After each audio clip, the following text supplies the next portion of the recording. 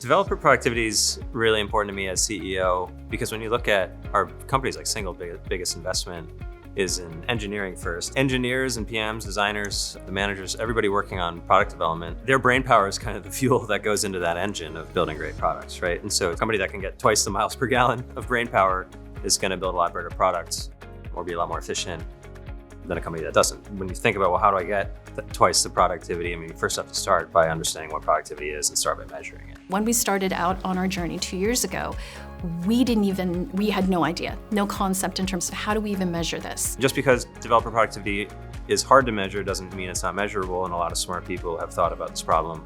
What DX does is kind of marry a lot of the state of the art in terms of the research with a tool that you can actually deploy in real life with your company. When we first started, providing the data that was coming from DX to Drew and S team, they were intrigued.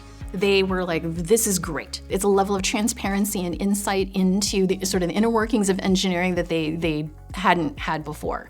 And they wanted more. Having data on productivity, on engineering productivity, on product development productivity is super important because we can finally get a blood panel or CAT scan or see into the organization, where both in aggregate, how are we doing, but then in a fine-grained way by individual squad or team, and then benchmarking against other companies. This was uncharted territory for myself professionally, but it was also uncharted territory for Dropbox.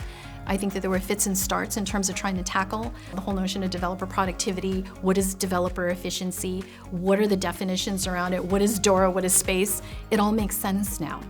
And we actually, we blazed a pretty definitive trail in terms of how to navigate this. Well, I think probably every CEO who has engineers on payroll should really similarly care about that investment.